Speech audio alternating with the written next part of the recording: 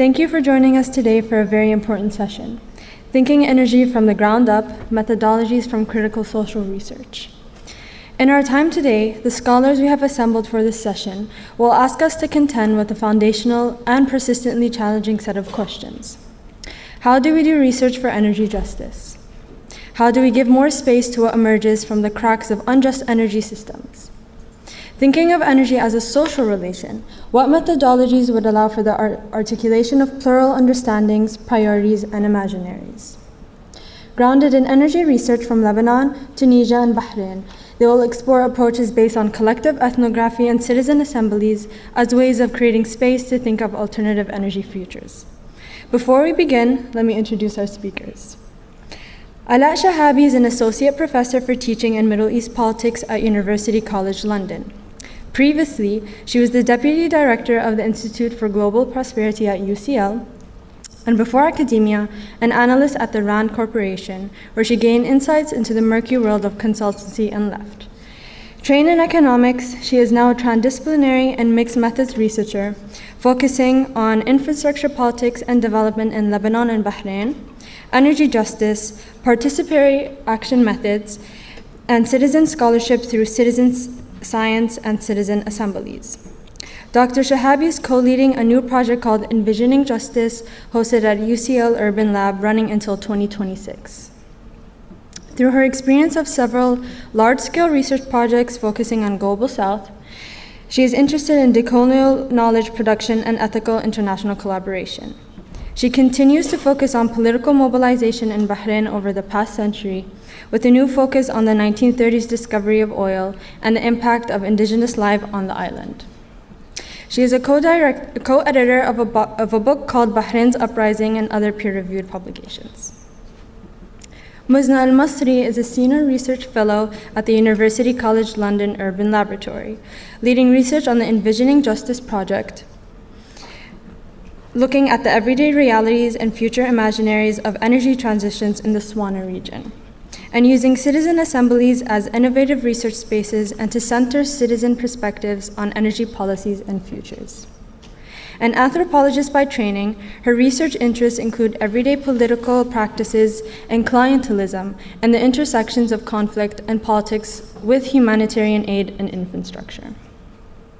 She is a co-founding member of the Ethnography as Knowledge in the Arab World Working Group, a collaborative initiative examining the critical knowledge generated through embodied, emotional, and cognitive dimensions of ethnographic practice, and the Ebla Research Collective, a grassroots multidisciplinary group exploring collective imaginaries and transformative possibilities in moments of social change. Dana Abi-Ghanem is a social scientist with a PhD in urban sustainability from Newcastle University. She is a co-founder of the Ebla Research Collective and deputy director of environmental politics at the Arab Reform Initiative. With over 15 years of research experience, her work broadly covers energy and society, justice and infrastructure, services in urban contexts and in the Global South. Her research has been published in several journals, including Energy Policy, Energy Research, and Social Sciences, and the Journal of Environmental Management, amongst others. Mustafa Swedi, Dani's colleague, will be given a mic for a short intervention within the session. After the presentation, we will have time for a Q&A, so please be sure to hold questions until the end. Please let's give a warm welcome.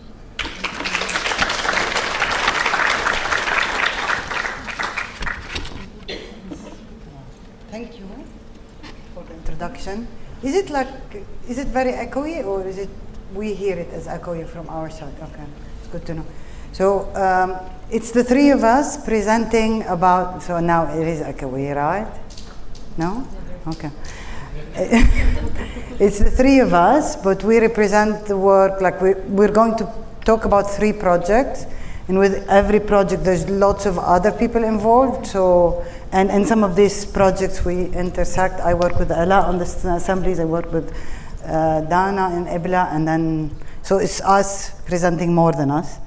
I want to start with, can we give people, if you don't have a pen and paper, papers, can you take one of these? Some of the people will be collecting them.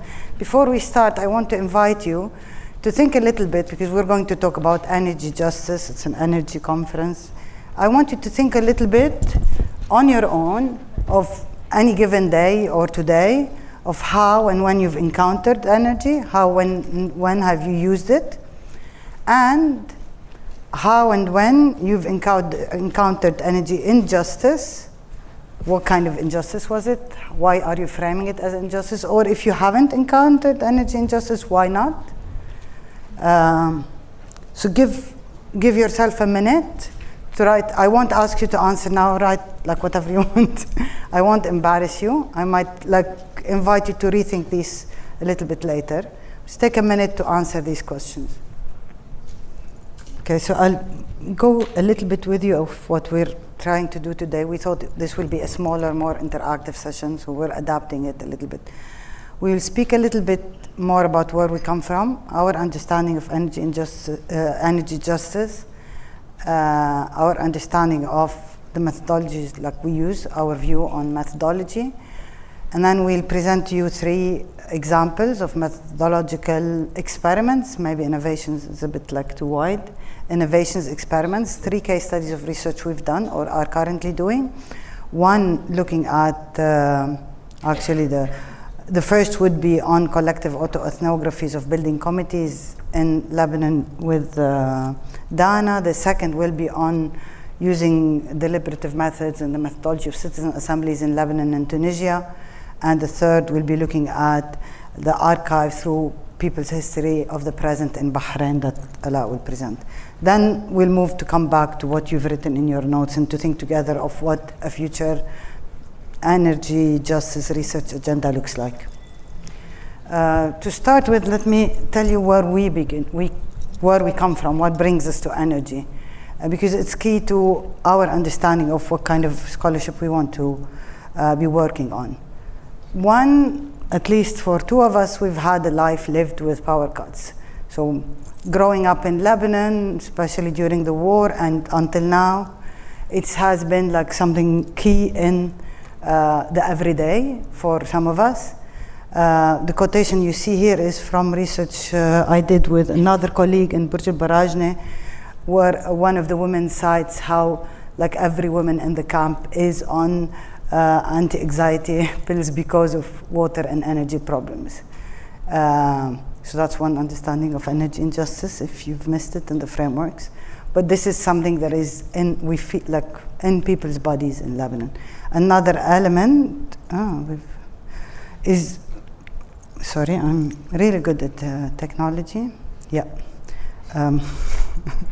Another element is Ala'a, who comes from Bahrain. There's this imaginary that okay, these are all rich countries, but it's actually a trajectory of extraction and resistance to the political regimes and to the kind of the economic systems that comes with that logic of extraction. We are all politically engaged, so this is something that we've carried around us. We're not academics without the hat of our political engagement. And then above all, and then we don't have to, there is not only growing up and living through multiple waves of war and Israeli atrocities we are witnessing today. If we speak about energy without thinking of, and climate without thinking of the impact of the genocide and of what is happening in our region as a result of this continuing aggression from Israel, it will be a missed, the conversation is not complete. So we bring all these and other concerns with us before we start talking about research agendas. So to take you to the methodological thinking, so it's an invitation to think that we start with our interest in the field, our interest with the issues. We don't start with theoretical frameworks and then look on how they're applied our context, which is something that we know since, I think Morsi raises it in Arab Women in the Field over 30 years ago. So we privilege a perspective of living in the field versus encountering. We're mostly studying our own societies, and we're living over extended periods of time. This living in versus encountering is something that a group of us, the Ethnography and Knowledge Working Group, has worked on extensively on how do we study the overbearing conditions that we live in. And then that there is a huge difference between actually being in the field and having the kind of the layers of memory and experience as part of the research you're doing versus coming in the perspective of coming over a set limited period of time. It stems from our own positionality. So I'm engaging the literature here, but it's something that maybe we haven't articulated that clearly any time. From our positionality of rejecting this binary between a researcher and the researched. So we're researchers in a space that we also are researched. And we're not knowing inquirers, we're learning with the people we're working with. We insist on the collaborative ways of producing knowledge, and that's why I keep on saying the we here is not just me and Dana and Ala, it's we and the teams we work with. So that's again against this model, liberal model of this individual research and academic institution. And anthropologists also, this lone researcher, this stems from a certain kind of history that we don't by necessity belong to. It's iterative and engaged, and particularly given that we live in turbulent times and really emergent moments and really dynamic societies politically, and in a way we can't have really easy set methodologies that are not adaptive to the realities. And we see that even like in Egypt during the revolution, how ethnography was there ready, anthropology as a discipline, because of how malleable it was, how ready to adapt to the circumstances of the field, unlike other disciplines that might need things to be very clear at the beginning. And in terms of our theoretical kind of inspiration, we're trying to push for more bottom-up theorizing, and that is guided by people's understanding and by indigenous epistemologies. To what end? I think we adapt, we keep on coming to this. Again, Ghassan Haj has written about the critical anthropological perspective as opposed to the critical sociological perspective. We understand the importance of a critical perspective and seeing the structures of power that we operate within. But I feel sometimes we need not forget that, one, we know these systems of power really well. We have them in our day-to-day. And there is a possibility that anthropology carries with us in that it allows us to see another reality, a critical reality that is beyond the binary of oppressor-oppressed, that allows for new imaginaries to emerge, new realities to come out of the everyday lived experience. So we have a political commitment to find research that allows us to move forward, but moving forward is not a kind of a policy-oriented recommendations, but more, what do we imagine? How can we imagine together with the societies that we live in, we're doing research with, how do we articulate a different shared imaginary? So that's methodologically. When it comes directly to energy justice, giving it to Ala, you'll keep on seeing this clicker come and go between the two of us and the microphone shifting. Sorry about that. So, can you hear me? Okay. We started thinking about energy, as Muzna said, through emerging political social movements in Lebanon. I personally started thinking about energy being from Bahrain. My uncle and father worked in the petroleum industry. My uncle was the second person to graduate with a petroleum engineering degree in 1968. So we began thinking about energy, but the frameworks we were using to think about justice, we realized quite early on with our first project, when we ran the first citizen assembly, we didn't have the tools to think about energy justice. We understood that energy justice emerges from the climate justice movement to go beyond liberal frameworks, but liberal frameworks of energy justice were really prohibitive, we found. Things like procedural justice, representational justice, distributive justice, all had certain assumptions that there was a central state and a government that runs an efficient energy system that you can tweak, that there was clear mechanisms of activism and other social movements without assumptions of the kind of authoritarian repression we see in the region.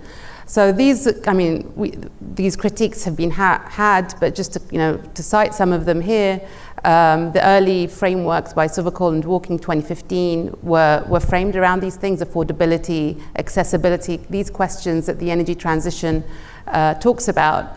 But slowly there's been a shift away into more kind of feminist thinking, to think about new fuel politics and collective approaches to knowledge, and also thinking of fossil fuels and fuel politics as an intimate relationship between a kind of petromasculinity that intersects with basically racism, white patriarchy.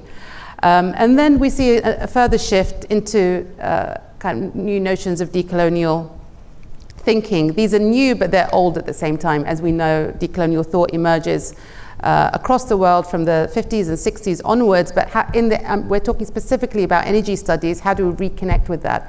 And our presence here today in this forum is to think about how do we connect with decolonial thought. But within the energy justice framework, the work of Tornell and Dunlop, their most recent paper in 2025, really says that to think of energy is to connect with anti-authoritarian, anti-colonial struggles, and to begin to think about decolonizing the imaginary. And we'll talk a bit about both of these things and how we've done these things in our projects. They also talk about having an insurrectionary agenda. We thought that was a bit, we don't want to kind of be too radical here. Okay. So, these universal theories, they're not situated in our everyday struggles or the struggles of resistance around energy issues, even though the reality that they are. A lot of these struggles in Lebanon, elsewhere, are about access to energy in certain spaces. The kind of understanding and ontologies and ways of knowing that people use to conceive their right to energy. Different frameworks that we have in the region, whether it's religious, whether it's ideological, around managing the commons. I live in Oman, and there are these resources that have been shared prior to the nation state as we know it. These new states were formed in the 1970s. What existed before were commons. Resources and land were shared according to the kind of norms that existed at the time, and none of these kind of sort of emerge in thinking about how do we think of energy as a resource, as a shared commons. And they also ignore, this is probably the most obvious one for us who have been witnessing a genocide in Palestine, they ignore imperialism and the direct effects of colonialism in our region and settler occupation. And we also tomorrow will be presenting our research on Gaza and energy justice. So the political economies of transition is really to reject the idea of a transition in the first place. It's an energy expansion. These renewable energies are not coming to replace oil. They're coming to add to the energy mix, and they're only expanding the use of fossil fuels. So in that sense, we reject the idea of energy transition. There's an energy expansion. The oil producing states are not reducing their energy production. They're using renewables to add and offer future substitutes if substitution takes place. But over the years, the kind of energy transition myth from coal to oil, from oil to renewables has only increased the use of energy. It's not one has substituted. Coal is still used at very high rates today, for example. It wasn't replaced by oil, and renewables are not going to replace oil in that sense. And really to think about also the environmental impacts of energy extractivism in the region. There is obviously movement around COP to show that the impact of climate change on the global south, but in our region particularly, the work on environmental impacts of energy extractivism is still very relatively kind of sort of formative. Okay, I'll hand over to Dana. First case study. Yeah, okay, so I think I'll just stand in the corner much like Muzna did. So yeah, how I'll contribute today is by giving an example from research at the Abla Research Collective that we conducted 2 years ago now, looking back, which was quite amazing. So we started by looking at what we call spaces of self-organizing. I don't know if you are familiar with Lebanon and Beirut, but we live mostly in apartment blocks, and it's typical that we have building committees. And in the context of Lebanon's crisis, these building committees have over the years, since the civil war to this day, have been the spaces where people come together and solve their infrastructural problems, amongst others. And so, to think about Lebanon is to think about a history of civil war, aggressions from Israel over the years, and most recently in 2019, a financial crisis.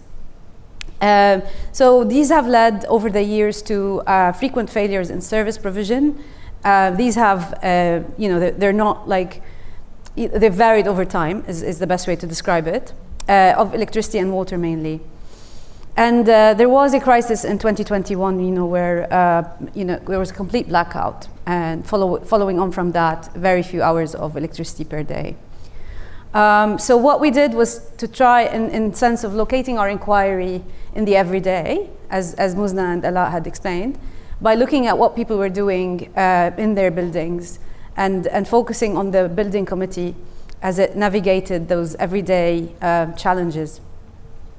And they are committees, when they were conceived of as part of the built environment, is to kind of look after the common areas, make sure all the balcony curtains match and so on. But of course, over the years, they became the managers of energy, water, and electricity in the building.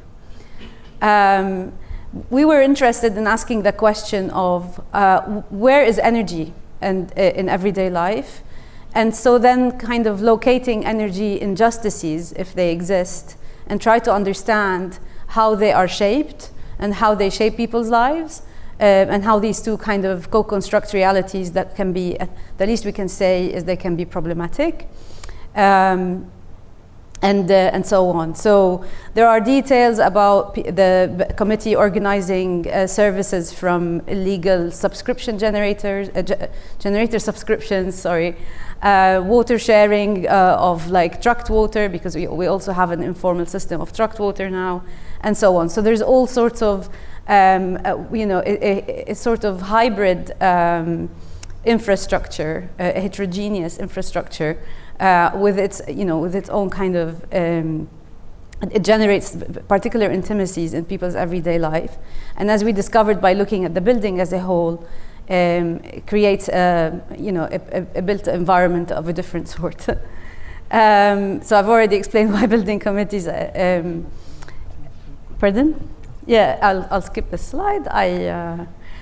So we wanted to document the lived experience of the crisis on the texture of everyday life of Beiruti citizens and their access to these basic services.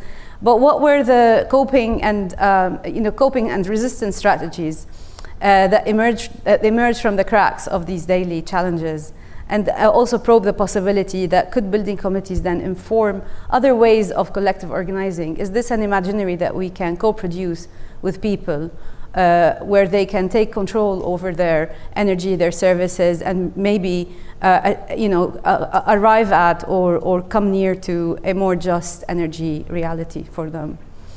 And I'm really interested I'm really here to explain as much as I can about the methods that we used.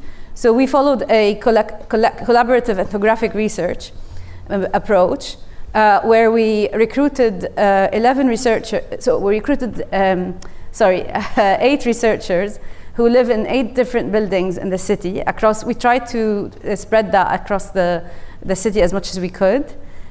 These research participants were, the researchers themselves, but they were writing and describing and talking to us about their everyday life.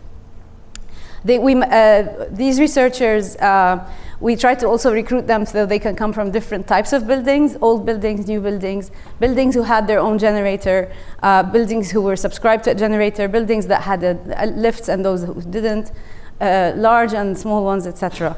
So we and the researchers, we at the EBLA Research Collective, that's myself, Muzna, and our colleague Dana Abi-Ghanem, with the researchers, one of who is here, and he will be intervening soon with a short intervention, Mustafa Swade. So we met regularly. We read and analyzed each other's field notes and findings. Some of those researchers then went on to interview and speak to their neighbors and the building committees in their building, the members of the building committees in their building, sharing how living with electricity outages and the constant search for solutions shaped their everyday lives, how it made them feel. It resonates with the early quote that Muzna put out, from the Palestinian camp in Burj al-Barajne. And I think it just underscores how pervasive, different injustices are in Lebanon. Of course, there are limitations to our research. It comes with the field, I guess. We didn't have. We would have had. It would have been ideal if we had spent more time doing that. There were restrictions because of funding. Also, we couldn't cover all neighborhoods in Beirut. We did our best. We had to recruit people who could actually conduct the research and work with others. This meant that most of the researchers were, of university education, and so we have to admit that it's not as far-reaching as we would like it to be. So there are all these limitations that we. Pardon? I'm adding limitations. Yeah, in your head, but I'll just use a few, and later on during lunch we'll talk about more of that. I'm cognizant of the time, and yeah. So this is the research team. You can win a cup of coffee if you can spot Mustafa in this picture, but he'll be here in a sec. Yeah, as you can see, the buildings covered as much as we could from the socio-technical realities of life in Beirut, and we tried to be as comprehensive as we could.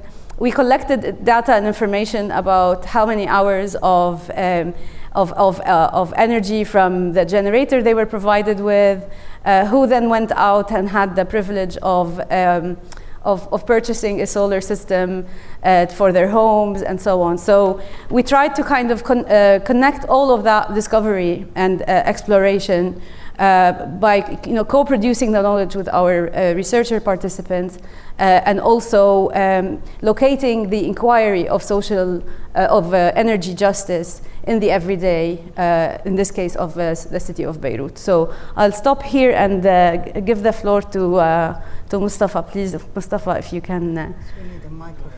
Yeah. I'm just going to stand a bit and then I will sit back down. That's okay. So first of all, I'm going to sit now. Yeah. Oh, come on. Yeah. So thank you for giving me this chance to talk. I would like to start with that. They kind of insisted that I speak, and I think that's telling of their approach. They always wanted us involved. I've done a lot of research in the past, a lot of research projects, and usually it's just like as an assistant researcher, it's just doing the things that they don't want to do, like the interviews, transcriptions, and filling out tables. And it's really top down. They already know what they want to talk about, and like the lead researchers wouldn't even see the participants. But in this project, I mean, they really covered everything that I wanted to say. We were like 11 people, and we would sit and all talk. And I remember at many points, like we had no idea where this would go. And I think that's really important if we're talking about decolonial research. It was really guided by the participants and what they told us. And it was also, like they said, it was about our building, so minus Har Tahrek there. So there's like, you're really involved, your lived experience and your positionality really gets into the research, and you have to navigate all of that.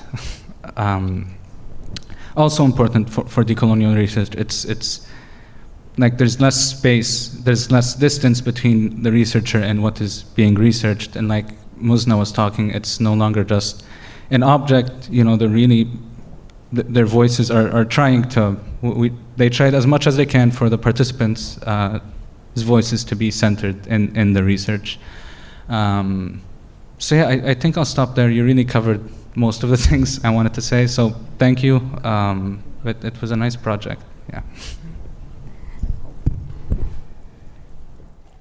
Thank you. Sorry about the 3 cameras. Yeah. There were 3 cameras. I have to say that Mustafa didn't want to be on the panel, didn't want to stand up, didn't want his name on the program. Sorry that we embarrassed you. I would have questions, probably also a bit later, as to, like, there's elements we didn't speak, but there's lots of details to think with. As in, like, we translated this report to Arabic. We thought with almost everything we do, we insist that it's also like in both languages. And then we gave copies of the report in the buildings that we studied. So I'd like to hear from Mustafa later on if his neighbors said anything about the report, because I know my neighbors didn't say much. So I'm going to move from this project to another project. Might be confusing. This one is one that I'm currently working on under UCL with Ala'a's involvement and like partner organizations and the larger team. This builds on a project that started in 2020, where after the 2019 demonstrations, there were lots of discussions emerging in the squares in Beirut on energy, on electricity as a key issue that the Lebanese suffer from. And we thought at the moment, Ala'a actually initiated this, that like, why don't we bring this discussion instead of some discussions happening on the street or in demonstrations, and then there were a few discussions happening in the Isam Faris Institute in AUB, but you had to have your name at the gate to go in, and it was like a round table with experts around that round table. So why don't we bring that discussion in a space that brings both sides, the experts, the energy experts, and the people who are thinking of this from a political perspective. And we borrowed the model of citizen assemblies, which, if you don't know, is like being more used mostly in Europe as a form of participatory democracy, as a way of to complement representative democracy. At the beginning, in 2020, we organized a CA on energy in Hamra, in Beirut. And it was like, okay, so how do we break this kind of socio-technical barrier? Because most of us, when we think of energy, it's like an energy expert will find us the solution. And how do we make space for rethinking that, but also having an inclusive space for this discussion? The first citizen assembly in Hamra was less critical of the energy justice literature, because we thought, energy justice, that's what it should be based on, not because of the literature said that, because we were thinking justice as a broad kind of understanding. So we went to the literature, we found Sovakol, one of the liberal models that Ala'a suggested, translated the principles into Arabic and had people like vote on what they think the priorities of these principles are. That's during the first CA, and then realized then how incomplete this was. And we also asked them after several presentations. So if you know what a citizen assembly is, you'd have 3 stages in the program. A stage of learning where you get experts, specialists, even policymakers, we had the state perspective, present their view. Then you have a time when people, participants, citizens are deliberating between them as to what is the ideal, like, okay, what do we think of this? What option should we take? And then together, the third stage, they decide or prioritize or vote on, like, what is the kind of the recommendations or the way forward. So in the presentations, we had people propose solutions to get for a just energy transition, or like a solution for electricity in Lebanon. And we asked people to vote what do they think is the ideal energy mix.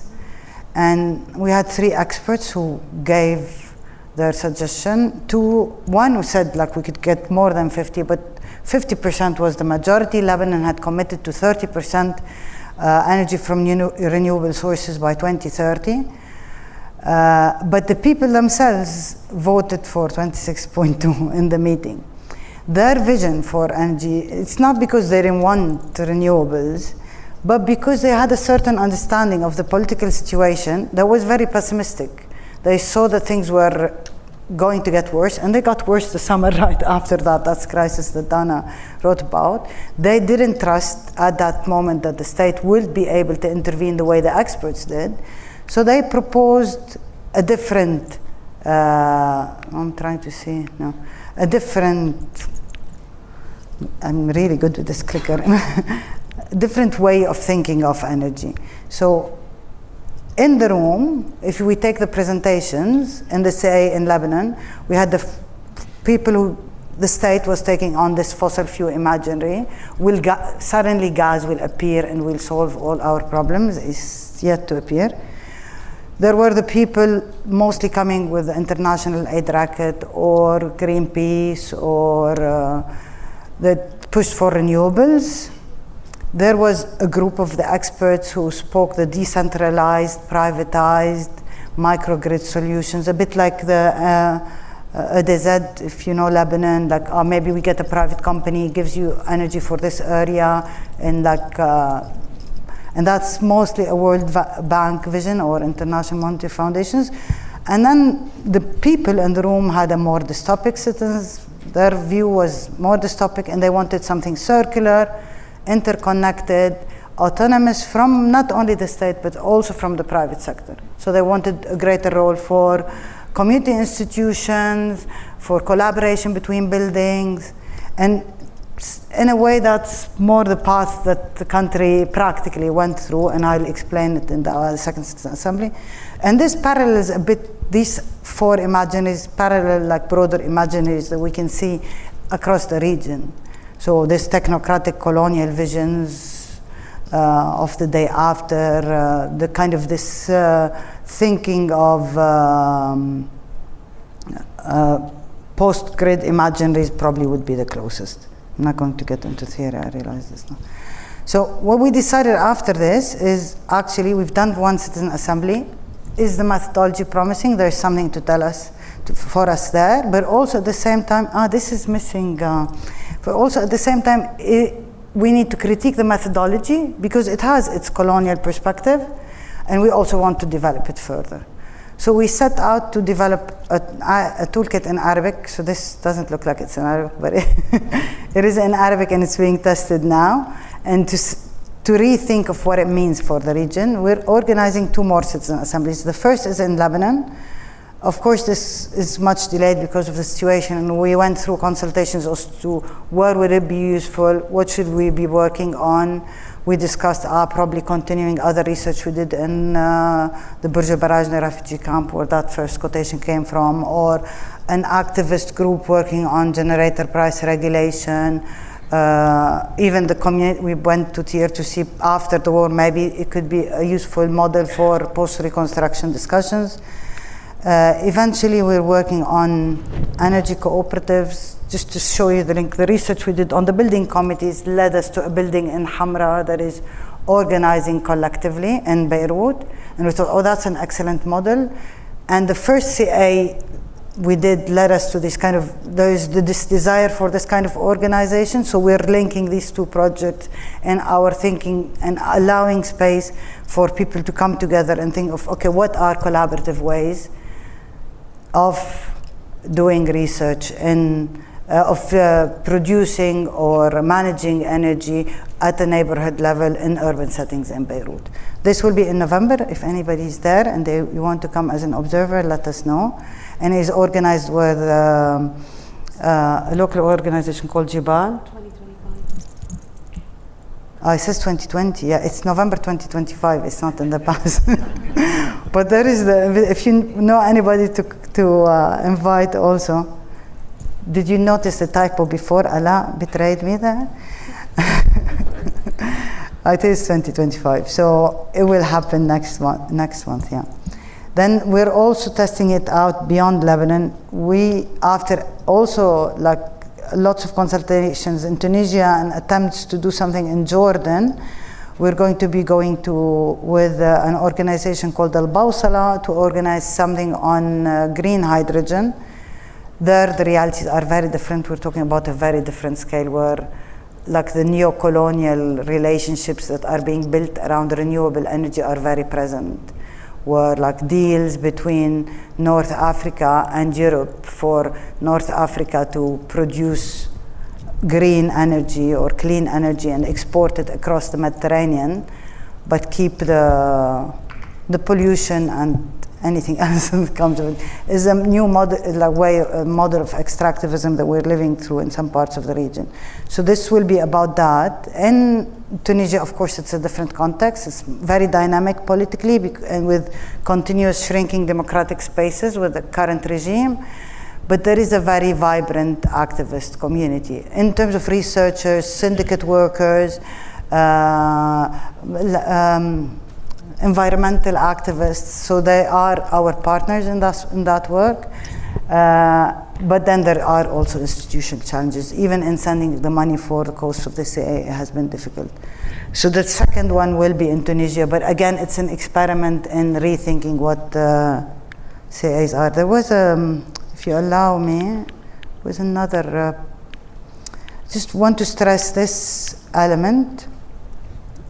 So then we're taking the CA here in our thinking to, we've recently finished a paper on this, that this is not, we're not taking the model of citizen assemblies as we've read about it in the toolkits, as a universal model that gives recommendations for policymakers.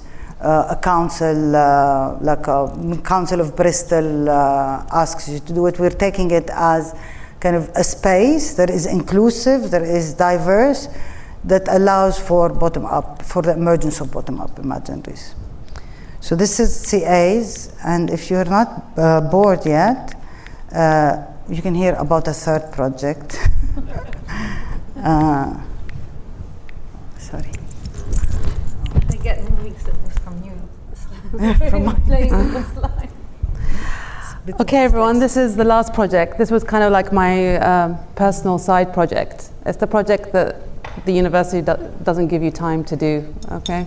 So this should be published eventually. And I remember this image of the palm trees. I know we've made it a bit transparent, but just remember this image. This is an actual photo that was taken in the 1940s. So I'm going to be talking today about my own country, Bahrain, and how do we think against the archive. But it's really, I'll tell you how I got to this, I'm not a historian, but why I had to become one for this project. So you may all remember in April 2024, the Gulf saw one of the highest rainfalls in decades. You may remember the cars flooding through the streets of Dubai and all the white expats running for their lives. But what happened in Bahrain, you know, we're always happy when it rains, right? And the kids are in the street, they're enjoying the rain. But what happens when it lasts for too long is we had a problem of flooding. And in this village called Sitra, and if you speak to anyone in Bahrain, Sitra is like, it's kind of like, it's the third largest island, but it's sort of become an industrial wasteland. And this is a few days after the flooding, the villagers that live in the village started smelling gas very strongly, and the smell of gas just kept increasing and increasing.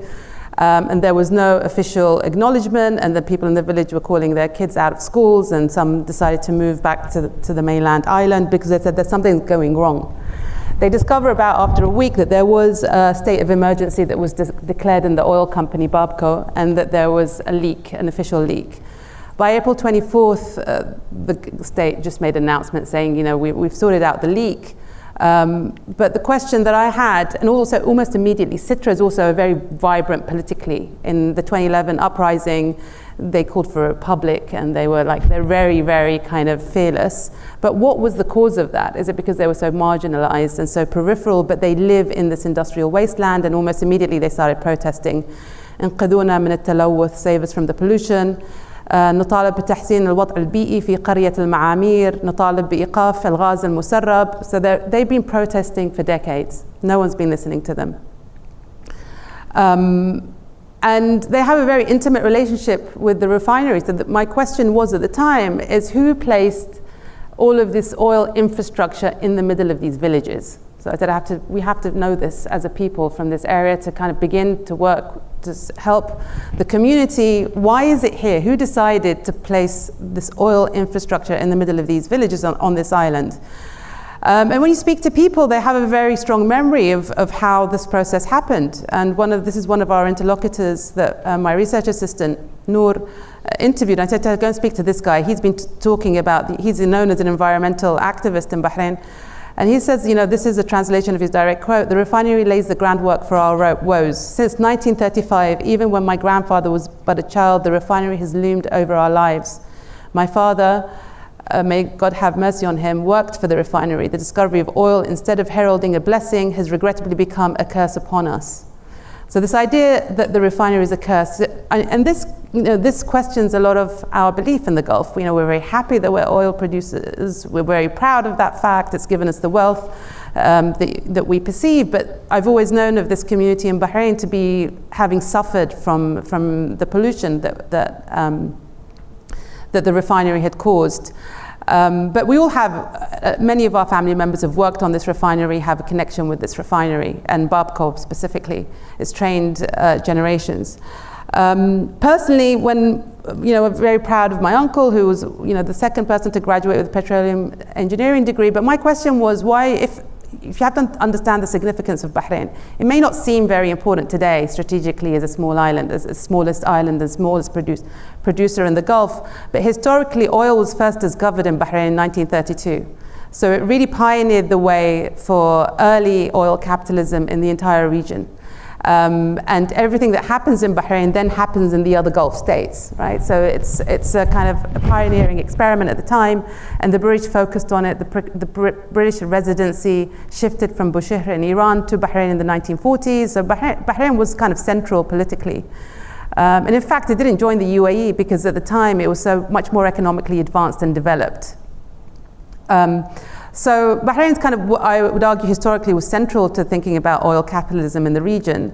And here I just want to quote Timothy Mitchell that says, violence has been repeatedly deployed to secure arrangements for the production of oil. And though you may think that the wealth that we have today wasn't produced by violence, it was distance, it's very much felt. So the question for us as a point of departure from the mainstream narratives is, did this just appear? Did this oil infrastructure disappear, and at what cost?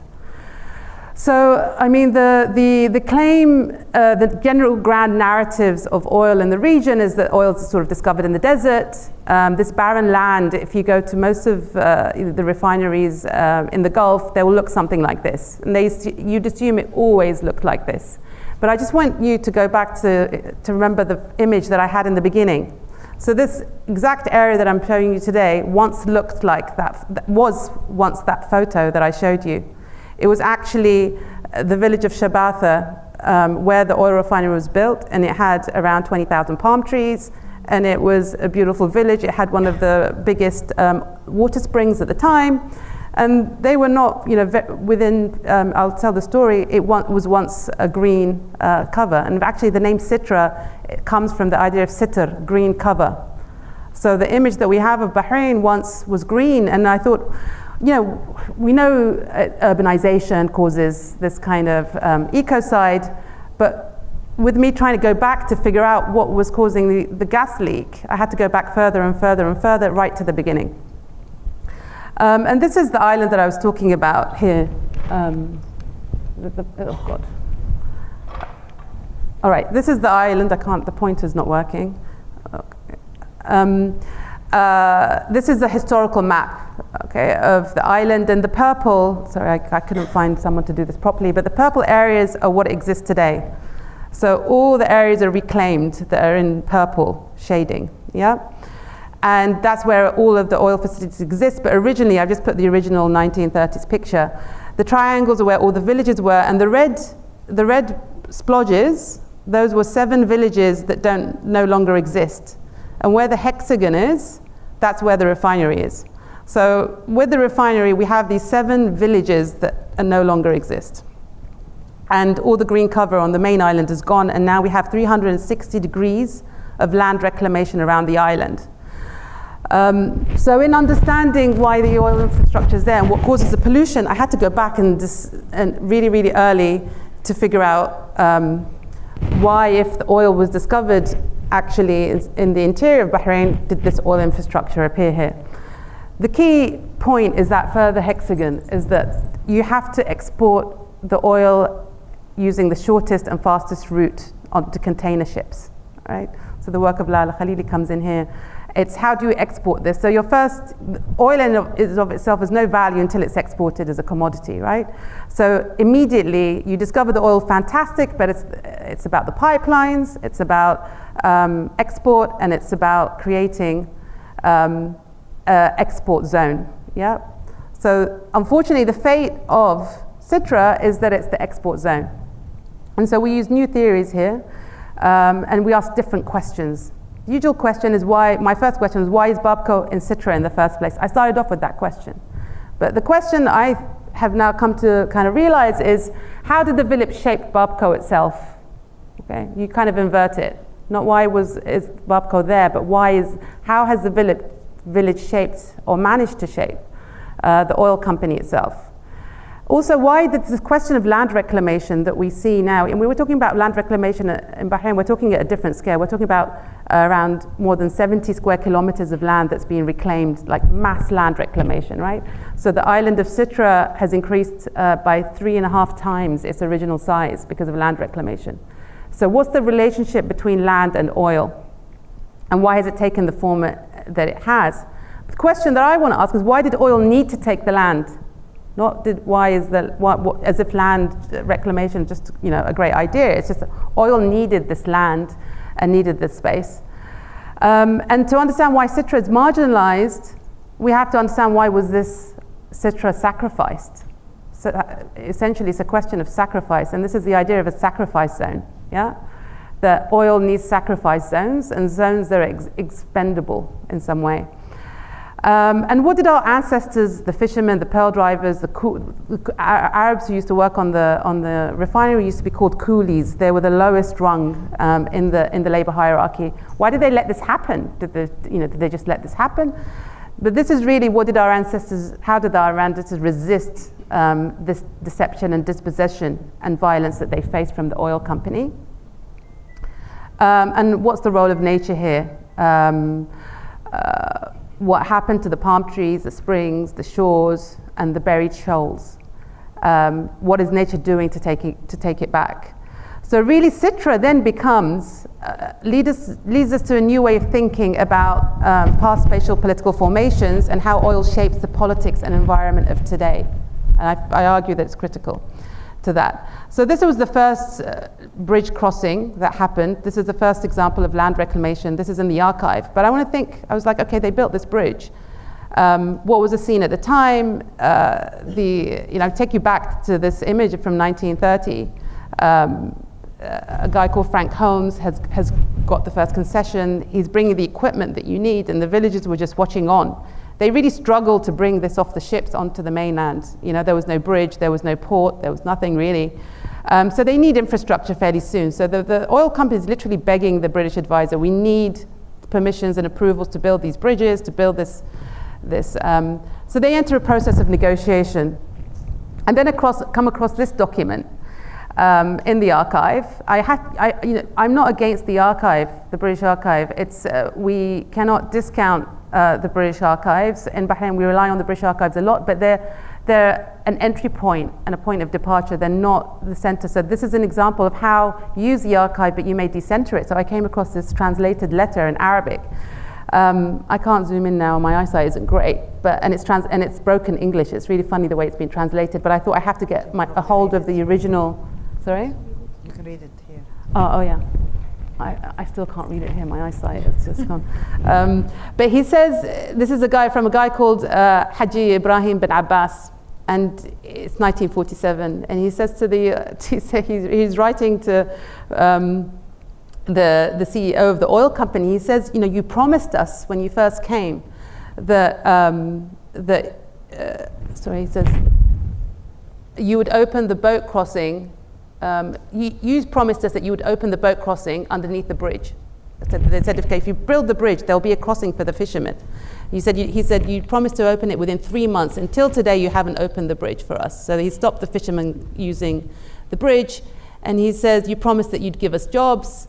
And now there's only 35 people from the village that work in the oil company. And over the last 2 years, I brought my 3 sons, and you've refused to hire them, right? And we're talking about a few thousand people at that time that worked in the oil company. I think around 1,000 that worked in the oil company.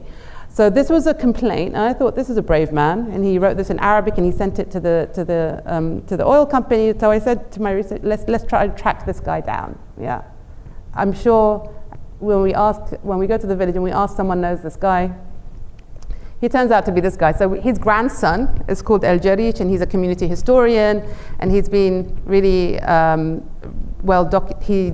been documenting his grandfather's case, and he was really happy to come across that letter because it verified the oral accounts that he had of what happened in the terms of negotiating with the villagers at the time.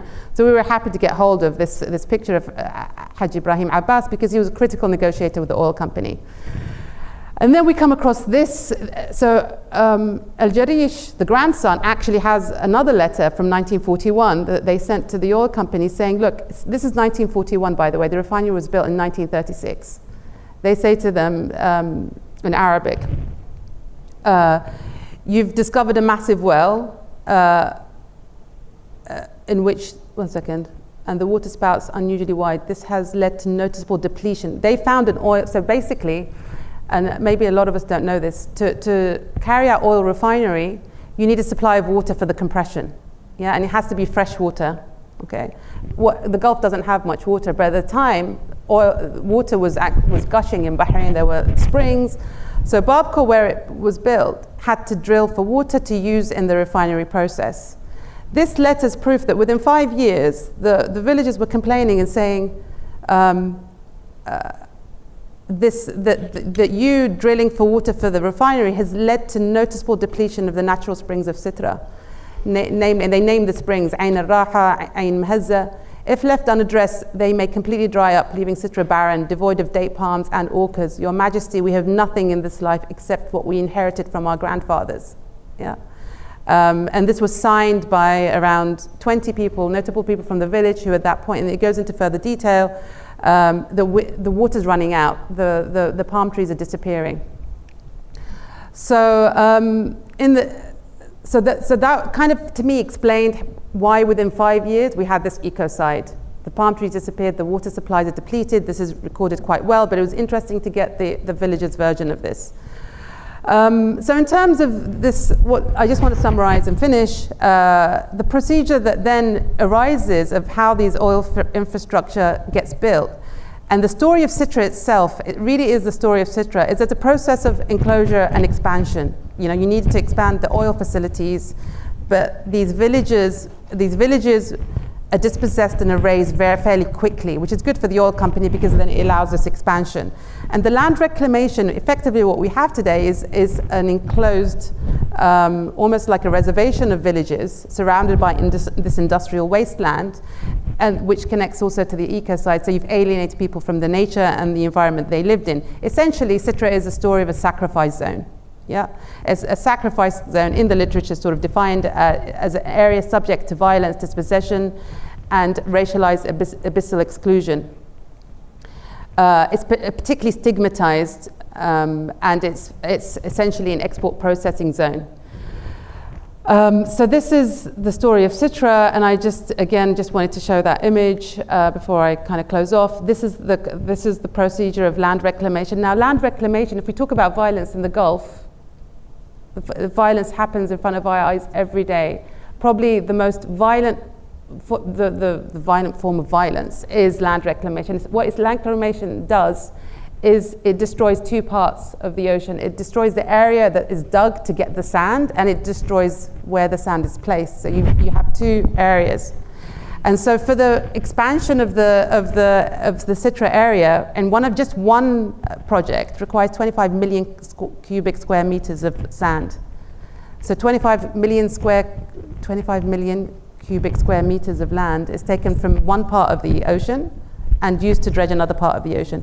You've completely destroyed the shoals. And so Bahrain's fishing supplies have dramatically decreased. There's problems with Qatar because the fishermen have to go further away, they get arrested.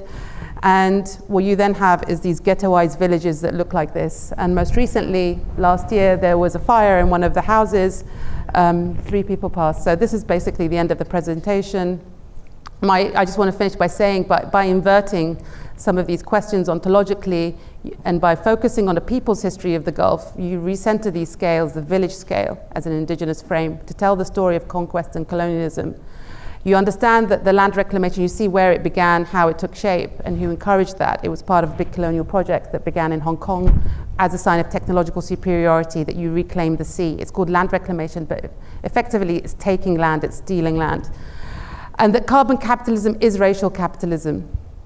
At its core, it's a spatial process of colonial land capture for territorialization of oil, enforced by racialized regimes of labor and racialized regimes of land tenure. The question of land ownership is critical, but then more importantly, it's also a historical claim making and negotiating. What can be negotiated at the time of construction versus after? Yeah, what power, what the leverage that villages had before and the leverage that villages had after was really apparent. And that's the kind of project. Thank you. Thank you, Ala. Can I speak? How are you all doing? I want to open up the floor, but I wanted you to take 2 minutes again with the papers you wrote at the beginning when you still have them?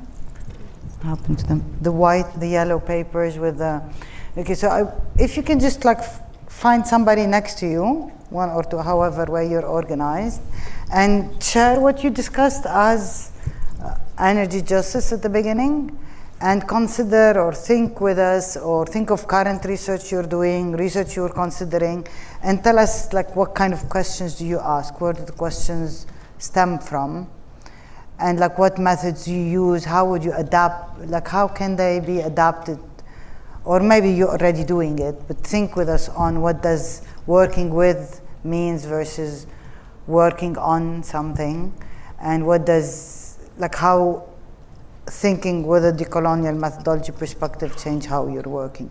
Give it 2 minutes just to talk between the pairs, somebody who's next to you, and then I'll open it up for questions, discussions, and to hear a bit of your insights. I see that you're engaged in the discussion. It's really good that we have lunch afterwards to continue, but I'd like to hear back a little bit from you, if you have questions or comments, of course, that would be great, but also if you have insights to share based on that kind of conversation you had, that would also be great. We have a microphone to pass.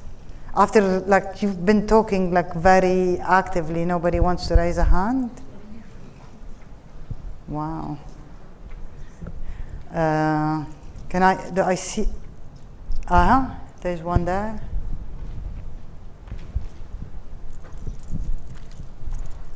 Hi. Well, of course, Mustafa, if you want to add something, you will have it. My question is, oil and gas is often tied to the national identity and the sovereignty. Sorry, can you yeah. Oil is often tied to the national identity and the sovereignty of the MENA region, and almost all the countries actually in the MENA region. What methodologies can help us imagine post-oil futures without dismissing the cultural and political weight of hydrocarbons in these societies? That's for you, Ala. Should we see if there's anybody else that has? I see two other hands from men. But are there women who want to answer an all-women panel, the second all-women panel of the day? I'll just allow it because we're all women. So go ahead. No, there is then give it to Sami and whoever. Yeah. No, the beige jacket. Yeah. And then Sami. It's okay, but I'm. Oh, okay. Okay, so it works. So the second sort of question is that there is an idea of spillover almost with energy justice, especially in the Gulf, where there is this idea of diversification away from hydrocarbons that is being funded by hydrocarbons. So part of the discussion here was that does the injustices that occur from diversification into other kinds of capitalism also become part of energy justice? For example, in Saudi, there's huge projects happening right now, like building huge cities and building or redefining how local cities are made, and they're driving out local communities and they're replacing them with lines and futuristic tech. How much of that is energy justice or energy injustice spilling over into other forms of injustices? Yeah. Do you want to give it back to Sami? Behind you. Did you have your hand raised? Yeah, okay, I'm sorry. Go ahead then. Should we take them, the two, and stuff? So I wanted to reflect a bit on the question that you posed at the beginning, which was the where you use energy. And then I know it was touched upon in the panel, but I'll turn it into a question. The connection between energy and everything else. And I think when we talk, especially in this region, about water security, it's energy tied completely to energy security. When we talk about food security, it's tied directly to energy security. And as I was thinking about from the time I woke up this morning to the time I got here, I burned calories from food that's been both imported from very far away as Brazil, from Australia, and also food that's being now grown in the desert under more challenging, very energy intensive, water intensive, which again, water is energy when we talk about it in this context. So I think kind of turning that into a question of, how do we think about this more broadly? And I think the example of Bahrain was really great about the trade-off between energy production and water. So as we think about the future, how do we consider the bigger picture instead of just solely relying on energy as a topic on its own? Because I'll just say, reflecting on in the spaces that I go to, energy conversations are very separate from anything connected to water, anything connected to food, anything connected to even air quality and emissions and human health. So just want to raise that to you of how can we better connect those topics, because they are. Yeah, interesting. Can we pass it on to Sami? I feel I don't want to be unfair with him. Should we start answering? No, whatever. So there's two hands. Should we answer these or take all the questions? And what do you want to do? Take the questions and then should we take Sami? There's a hand there, and there's a hand in the back. Are you keeping track of the questions? خلاص اسأله معلش صاحبنا.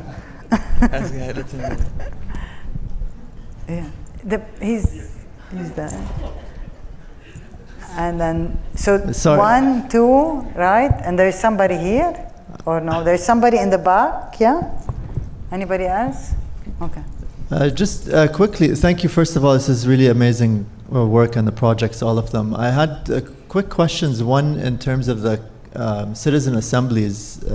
Muzna, when you were speaking, you said something like we're creating these citizen assemblies. And so I was wondering that relationship between like the researcher who's doing this, creating this for the purposes of a research versus like an organic citizen assembly. And maybe they are organic, I don't know. So I was just curious about that relationship and what happens if the researcher is doing that. And I know you're also active in the community, so that sort of position. And Ala'a, I was wondering about this notion of a sacrifice zone, that's what it's called. Because the notion of sacrifice in some ways is a good thing, right? Like sacrifice creates civilization, a common good, right? So almost felt like, but there's a thing that is being destroyed rather than being sacrificed. So I'm wondering if sacrifice is the right word for what's going on in that. So in the beginning, you briefly mentioned the development of green hydrogen, specifically in Tunisia. How does green hydrogen the economic case for it is weak unless you subsidize it as a public good.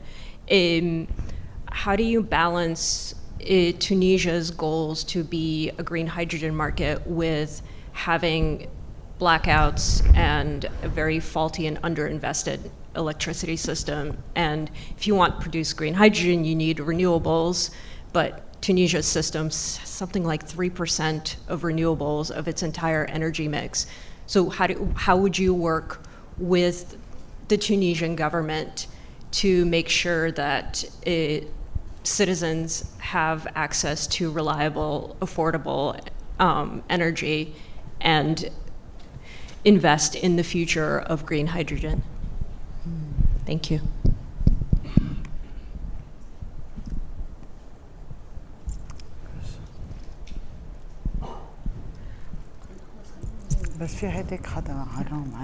Thank you for the wonderful conversation. You gave us opportunity to listen and be part of. I teach global health, and I'm concerned about health of the planet and health of the people. So the energy that we consume, as the other professor mentioned earlier, it's been used or wasted in another place when we are consuming the food here. I would reflect on my morning today using my phone with the battery in, and if I have electric vehicle, the lithium in.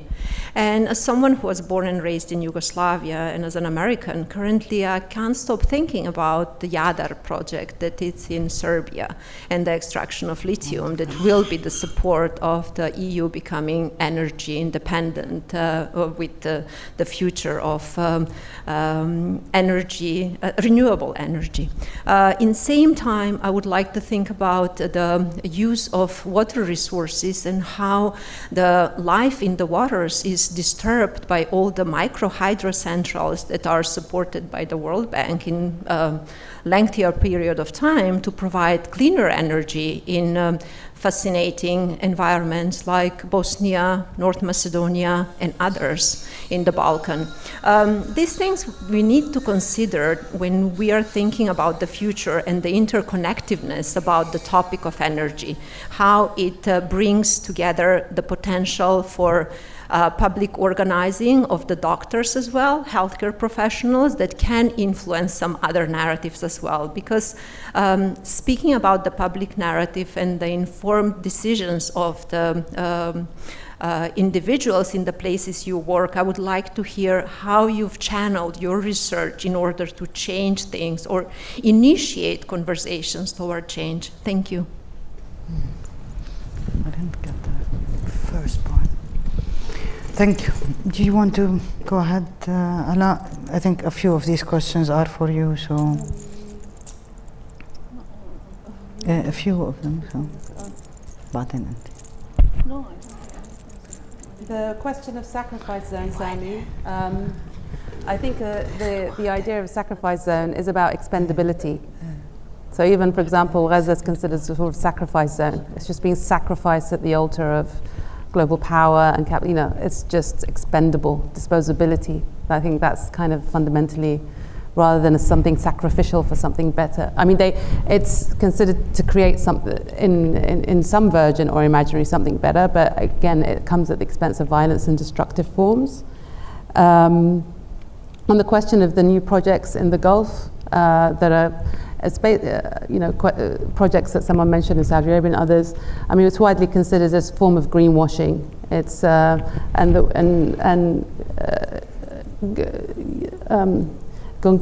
I can't pronounce it.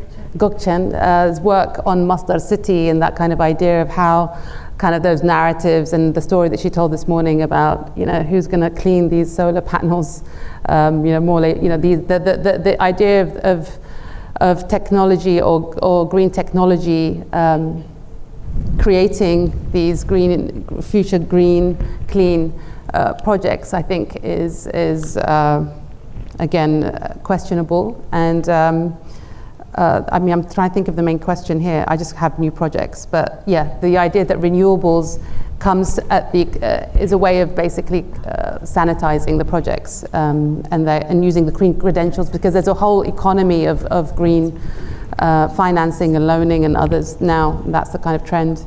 Do you want to take some of the other questions? There's a question on Tunisia and green hydrogen. Yeah. Do you want me to do that? Yes, sir. Yeah.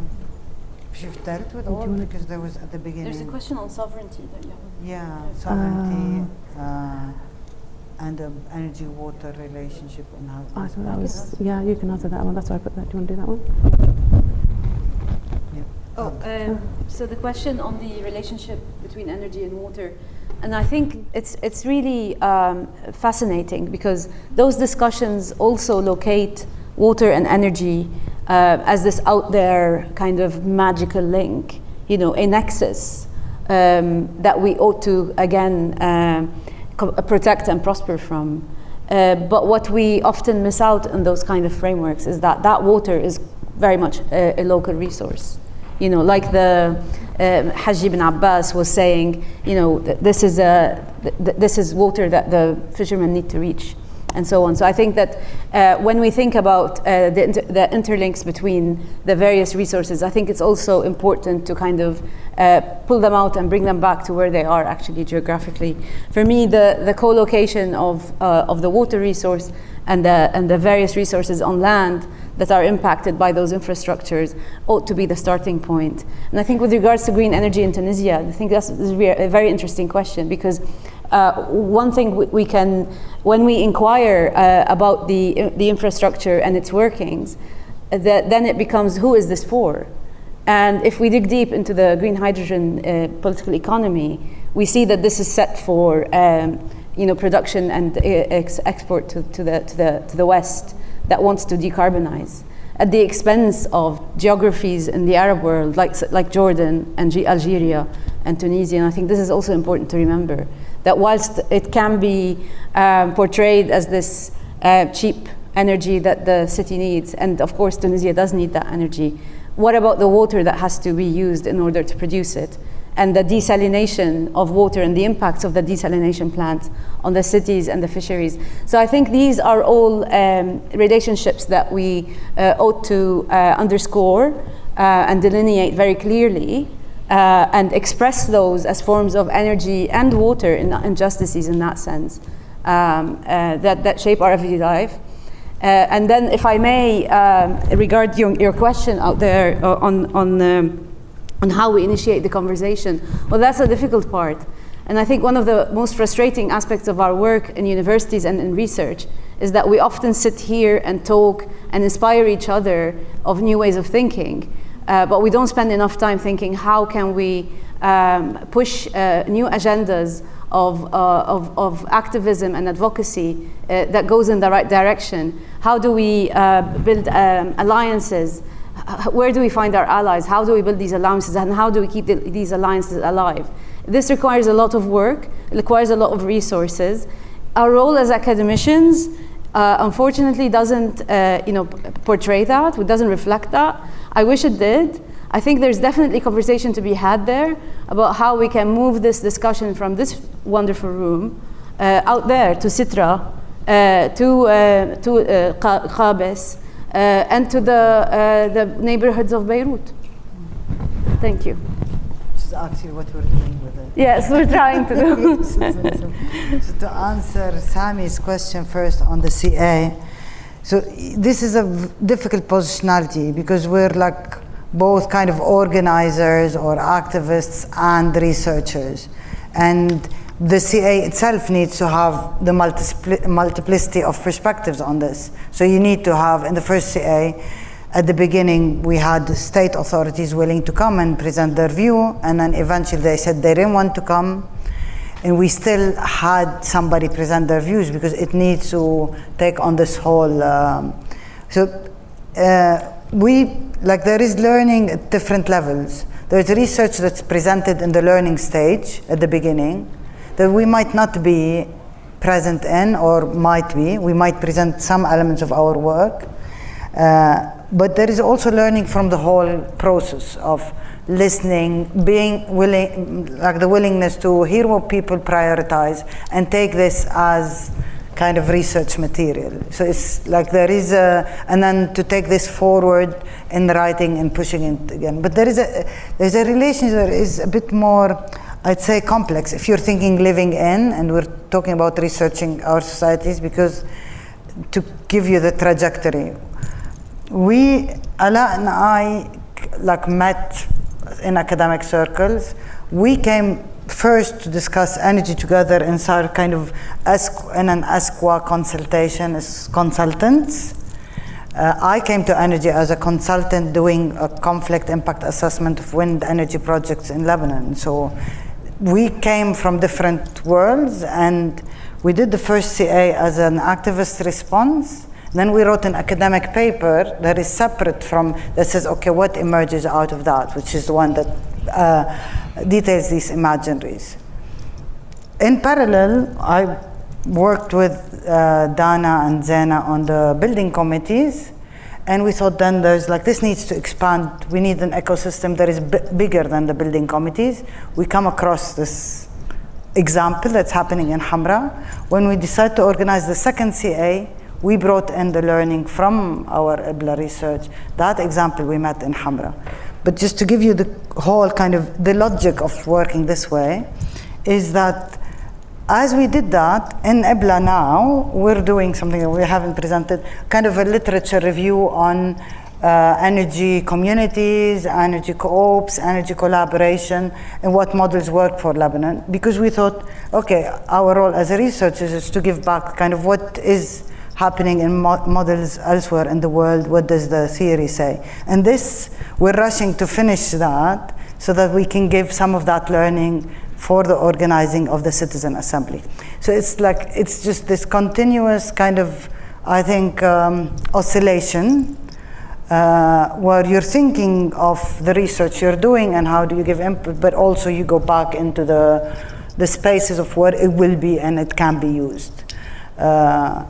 So, and like now Zena did an interview a week ago for something related to our work on the co-ops, and then came back and presented some of that to the organizers of the citizen assembly.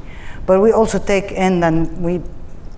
responsibilities as researchers to carry that learning in the other spaces we're in, to bring in that voice of the spaces that we're engaged in. So it's a longer term. I think the thing is, it's methodological, it's not a method. It's just a way of positioning yourself in the world you're researching and what you want to make out of it. It's the same way in Tunisia, who asked me about Tunisia, and I'm like, but the difference is in Tunisia we're much less engaged. But basically, these questions that you raised are exactly the questions that the CA will need to be thinking with. The way the project is designed now is that none of this green hydrogen will benefit the Tunisians. Like, it's all going for export. And the implications in terms of pollution and otherwise on the kind of locations are huge, because there's already in Gabes, if you know, there's already like a 50-year-old kind of problem with pollution because of the industrial areas there. So, and it has implications on water, on land, on the Wahat. And there are proposals, like the CA then will bring the different proposals and would bring the concerns, because some people are with the project. They think it will bring economic prosperity, job opportunities, much like the families in Bahrain. And so we trust the people enough to bring that perspective and to bring our colleagues who have worked on green colonialism and would bring in their critical perspective. And we're bringing in, for example, perspective of the syndicates who want worker-owned kind of energy production through renewable sources, and they think this is the alternative. And the CA, eventually, the members listen to all these possibilities, and it's for them to set an imaginary. In an ideal, like, no, not ideal, theoretically, if this was in Europe the way the citizen assembly is envisaged, the kind of the Tunisian state would have said, actually, before we sign with European countries this project, let's have a CA and decide if that's what the people want. But this is not the case. So now there is a responsibility to, as the CA concludes, who carries what the people want, and that's why we're collaborating with so that's no longer our academic engagement, that's all the partners we've worked with that will then take it in the channels they think it's possible. I don't know if did this answer that, but happy to have insights actually too.